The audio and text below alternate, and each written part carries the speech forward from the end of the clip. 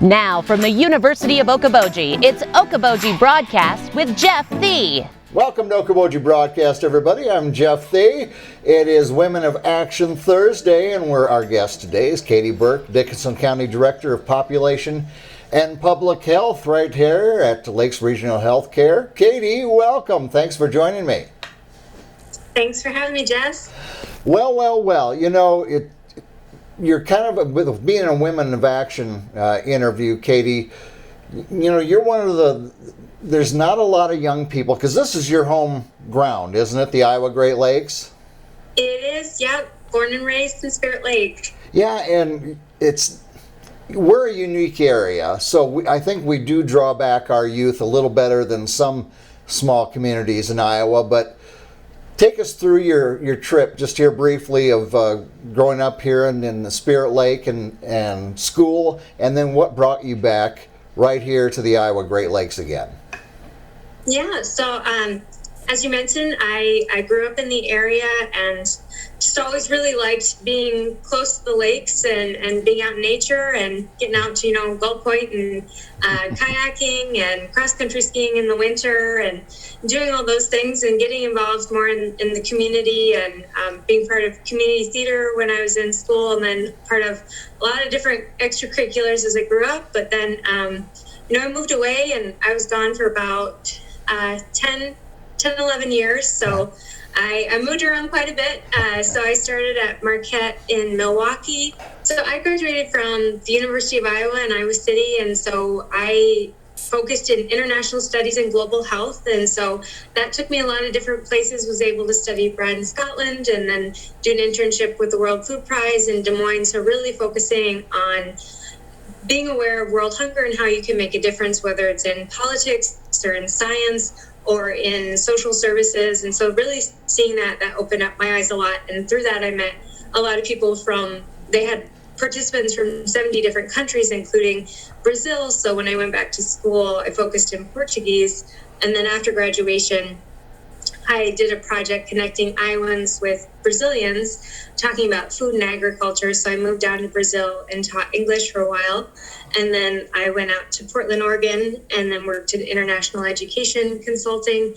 And then went back to Brazil, working on a Fulbright at a university in southern Brazil. And then after that, I worked in John Deere, providing Portuguese ag tech support for farmers and dealers, and then developing training programs for them. So while I was there, I found I really liked aspect of making a difference and also connecting with communities and program development. So I went back and got my master's from Purdue online in instructional design. So kind of came together. While I was doing that, I had the opportunity to become the public health educator at Dickinson County Public Health, which was a perfect combination of really taking what I was learning in my master's and applying it in the community of creating interactive learning opportunities for people. And then in July of 2020, right in the middle of the pandemic, the former director, Brandon Rorig, had the opportunity to work at the CDC. And so that was a great opportunity for him. And it was an opportunity for me as well. And so I actually stepped into the role of director in July and August. And so I've been here ever since. Wow. Katy, I had no idea of your extensive background and all the travel that you did. I mean, that makes the fact that you came back here to the Iowa Great Lakes even a little bigger, because, boy, you did a lot of traveling, a lot of learning, and here you are back home. Yep, here I am. Well, okay, so when you got into Lakes Regional there and as the Director of Public Health, I mean, it wasn't like COVID snuck up on you. I mean, we were right in the midst of it when you accepted the job. Did you have were you perplexed thinking, boy, this is going to be big, a lot to take on, especially in an area that, even though 2020 was a little smaller on tourism, we still have an influx of population. Did you have any reservations at all of taking this? It was definitely a challenge. So I was very aware that this was not going to be a typical situation. And I think as this has unfolded, we've all learned a lot, and it's been a longer response to a pandemic than we ever thought. But yeah, certainly stepping into a public health leadership role during a pandemic is it was, I guess, a bold choice, but it's been, I've learned a lot, and am very lucky that I'm part of a network with a lot of people and a lot of support. So. Yeah, and Lakes Regional has taken such a leadership role, everything, your whole staff there, administration and so forth. But, when things got started and information changed daily, Katy, and it seemed like, okay, this is what we should do. No, this isn't what we should do. And and we're still kind of dealing with that between Delta and then Omicron and everything. Was it sometimes hair pulling days that we got to get information out here, and it just seems like things change daily.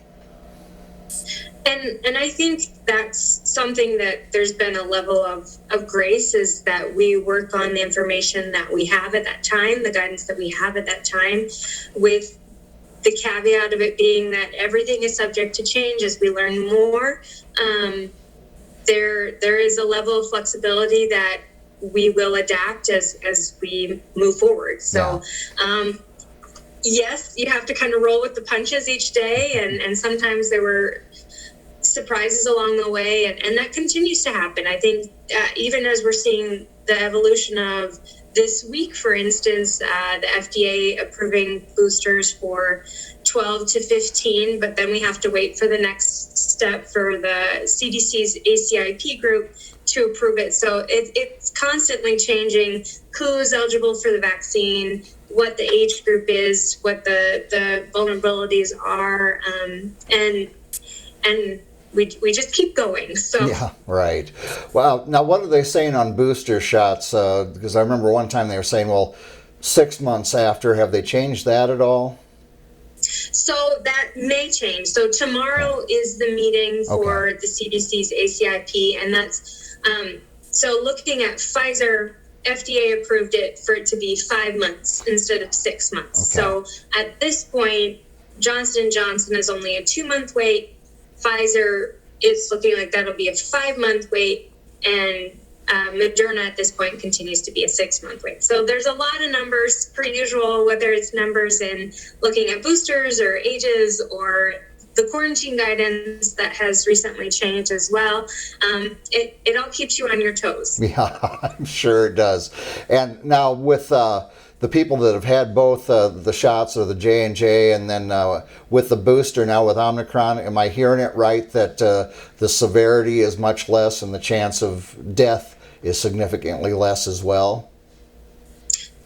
That's what we're understanding at this point, and so certainly people are being encouraged to get that booster once they become eligible, just to increase that protection for your immune system. Yeah, and now do you need to stay on the same type of, like I had the Moderna, should I get the Moderna booster, or am I open to other types, or what's the best plan there? Yeah, so the CDC has approved it. So when you're doing your primary series, if it's Pfizer or Moderna, you have those 2 doses. Okay. Those need to be the same. But when you talk about that booster, you can mix and match, as they call it. But what we've seen in the office is the majority of people are sticking with what they originally had, but it is up to them if they want to switch. Right. Okay. And how are we doing? How are things at Lakes Regional right now? I know numbers change, but and I know that Lakes Regional is still, when you come in, you're masking up and everything. But as far as beds and everything, how are we doing? So we currently have 2 COVID patients hospitalized right now. So still have some availability of beds there, but we do see COVID patients. It's a reality of people are being hospitalized even in our area for this. So. And as far as testing, can you still get the take-home tests, or do you recommend going in seeing your regular MD to get a test, or what can we do?